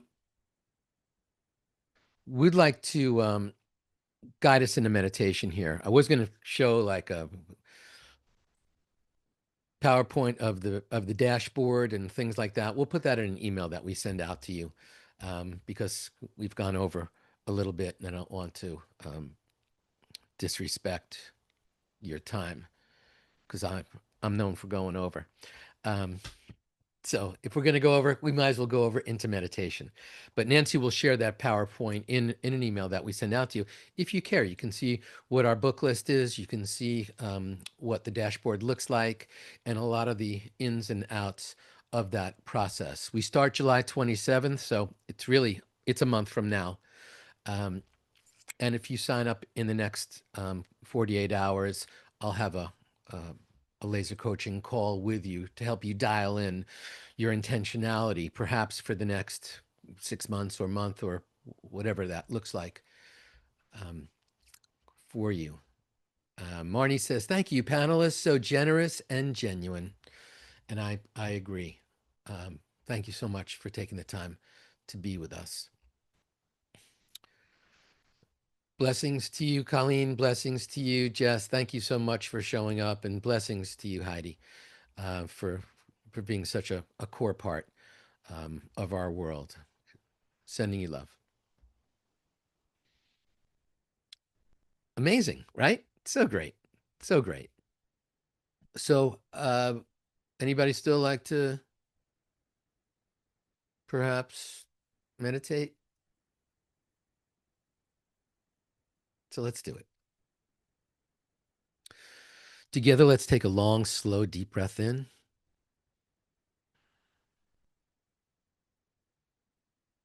And ever so gently let that go. Nestle yourself in. Feel your feet on the floor, or if your legs are crossed, feel them resting against whatever you're sitting on. Feel the support under your seat. Maybe you're leaning back against something. Feel your back being supported, your feet, your seat, your back. Another long, slow, deep breath in, drinking that safety around you in the space that you're in.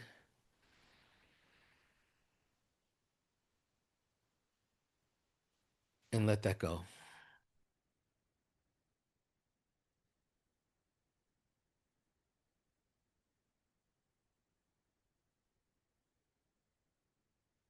And just watch your breath here.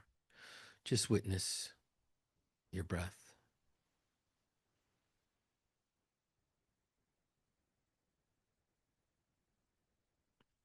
And again, thank you for showing up and taking your time today to be with us, to be with me. And if not now, when? If not you, who? We are the ones we've been waiting for.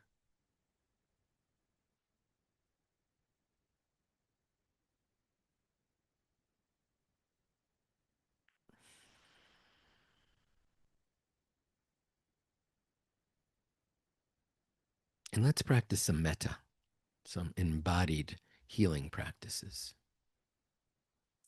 Let's take a long, slow, deep breath in of metta, unconditional love, and feel it fill our heart. And as you exhale, just allow that to be released back out into the world, because you are just a conduit. You're a conduit of love. You're a conduit of healing. You're a conduit of energy. You're a conduit of abundance. Metta is infinite. Galaxies are tumbling into each other in the furthest reaches of the cosmos, but your heart is finite. But we can expand it. We can heal it. We can allow it to truly step into its true conduit nature through this practice. So let's take another long, slow, deep breath in of metta, unconditional loving kindness. Feel your heart filling, filling, filling with unconditional love. And as you exhale, send it out to all your teachers. Anyone who's taught you something over time, maybe your earliest teachers, your unconventional teachers, the teachers who are here today. We breathe in that love, our heart fills, and we just flow it out to our teachers, because we stand on their shoulders always. And future teachers will stand on ours, so we have a responsibility to uphold. Again, long, slow, deep breath in of sweet metta, and feel your heart fill, expanding, awakening, filling all the crevices inside in need of unconditional love. And as we exhale, send it out to all your loved ones, those near, those far, and those in the beyond.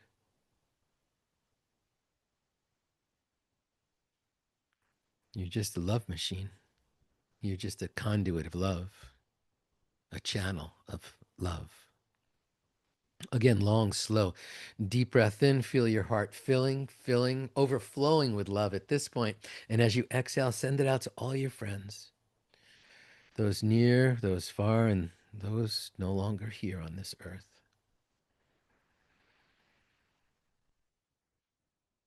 You breathe in love, your heart fills, you flow it out to all your friends, those close, even those estranged. Again, long, slow, deep breath in. Feel your heart. It's overflowing so wildly. And as you exhale, send it out to all your acquaintances, all those people you interact with or have in your life, those people whose names you don't even know, who created this Wi-Fi signal, who planted your food and picked your food, who sewed your clothes, who built the structure that you're in. You breathe it in, your heart fills, and you just flow it out to all of them, because you have so much to give. Your heart's overflowing with unconditional loving kindness. Again, long, slow, deep breath in.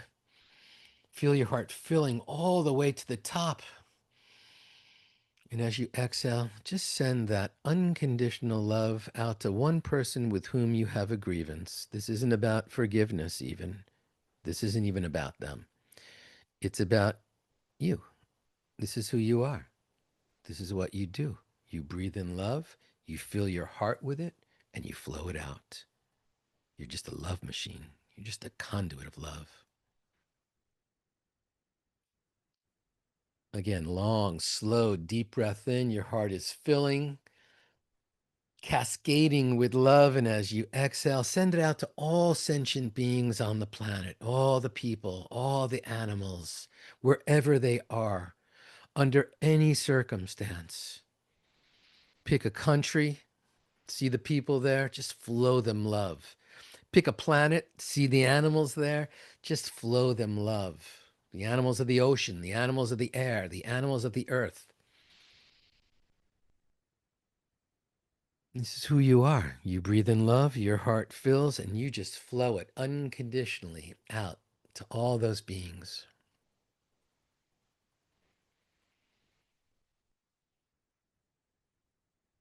Again, long, slow, deep breath in. Feel your heart filling and float into space. And as you exhale, see if you can wrap the planet in a bubble of love. You breathe in that metta, your heart fills, you're floating in space, and you wrap sweet Mother Earth in a bubble of love. Every mountain,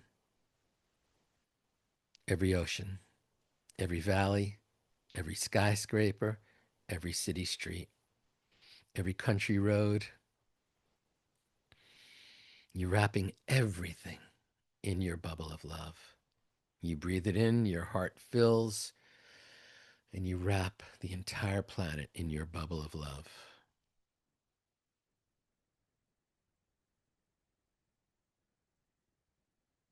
Again, as you sit there floating in space, see if you can identify just one person in your life who's suffering, struggling, or in pain, and breathe in that metta, feel your heart fill. And on a thread that connects your heart to this person's heart, see if you can flow healing light to them. You breathe in unconditional love, your heart fills, and as you exhale, you flow healing light on that thread that connects your heart to theirs. And see if you can even make eye contact with them, gazing into their eyes, to this one person in your life who's suffering, struggling, or in pain. You're breathing in metta, and you're just flowing compassion and healing and kindness and support to this one person in your life.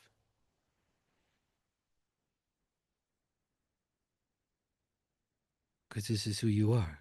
And this is what you do. When you breathe in love, your heart fills, you flow it out unconditionally. As you maintain eye contact with this being, and as you breathe in metta and your heart fills, feel it move through every cell in your body and flow back out on this thread connecting your heart to theirs. And see this acknowledgement of their healing. See this recognition on their face of their own healing.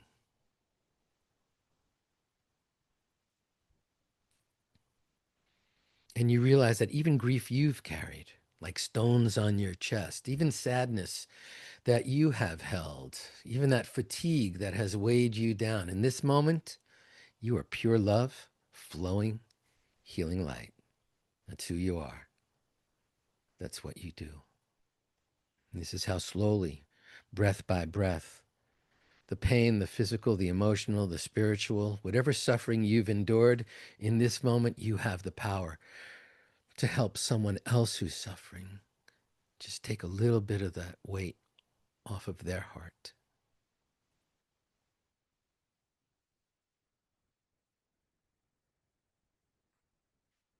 We are the sacred container for you, and you are the sacred container for this person in your life.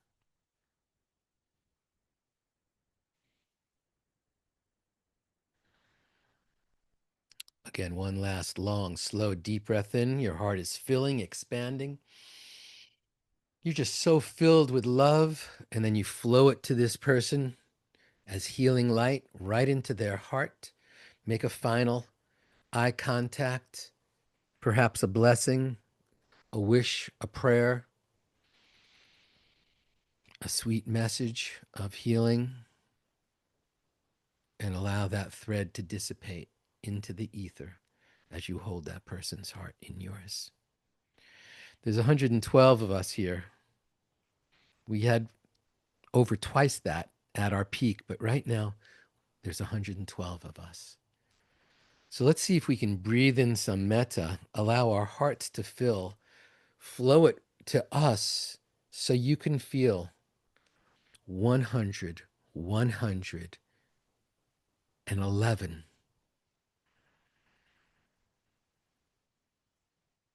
messages of love back to you. That is the multiplying power of love. 111. We send it out one time, it pours back on us 111 times. We breathe it in and it fills our heart, moving through our entire body. We flow it out to us and it just rains back on you. Just allow that. Allow that love shower. Allow love to rain over you. Feel it, acknowledge it, receive it, and accept it. You are so worthy of receiving our love. You just send it out once, and it's just pouring over your head, cascading down your neck, pouring over your face, down your shoulders, down your back, down your chest, pouring down your arms, dripping off your fingertips. You're breathing it in, your heart's filling, you're sending it out, just pouring back on you 111 times.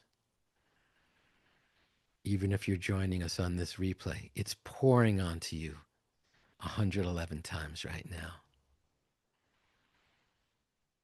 So allow that, receive that, accept that.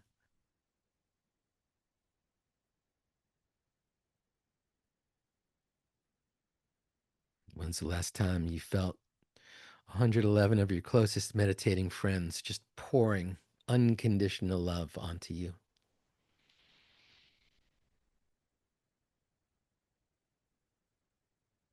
Just stay in this space for a few more moments.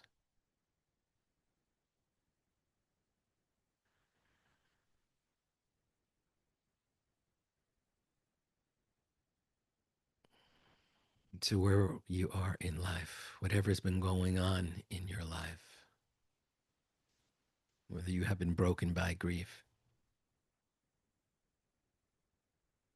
or just had your heart weighed on, or your physical body not responding to you in the best way.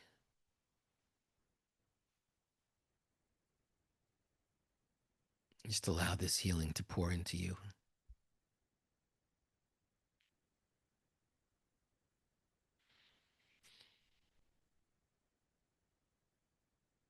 Allow the healing.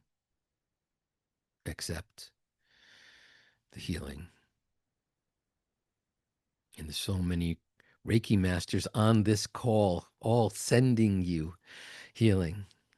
We breathe it in, our heart fills once, we send it out once, and it's just raining onto us 111 times.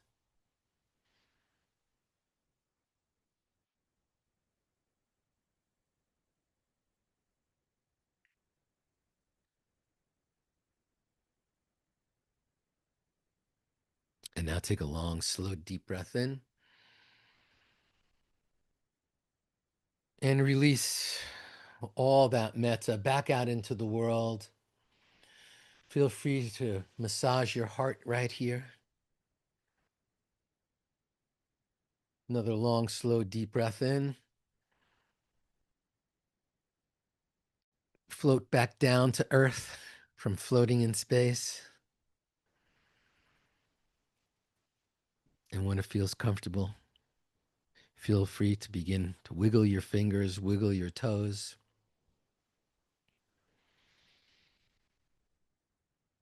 And when it feels comfortable, you can ever so gently open your eyes. And welcome back. And allow this to be a metaphor for our time together. You came to perhaps learn how to become a meditation teacher. What you received is healing and truth and perhaps some inspiration. And what you discover is that you're home. So welcome back. Welcome home.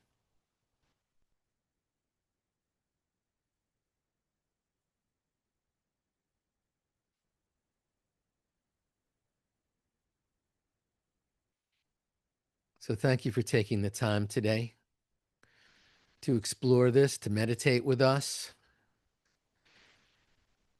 to listen to the aha moments and the deep inspirations from our teachers.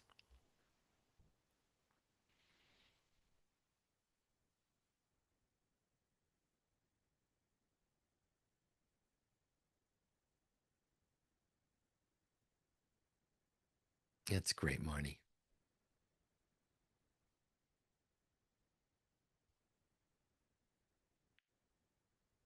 So beautiful. Thank you to Molly, to Colleen, to Heidi, to Jess. Sending love to Rob for the loss of his stepbrother. And sending big love and gratitude to you for showing up. Thank you, Nancy. Thank you, Summer. Thank you, Julie. Thank you, our team davidji. And hopefully we'll see you at our next teacher training, which starts in a month. And in the meantime, feel free to schedule a discovery call or reach out to any of us. I am info@davidji.com. So feel free to connect with me as well.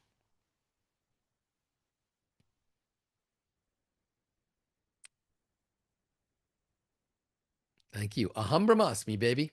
Namaste.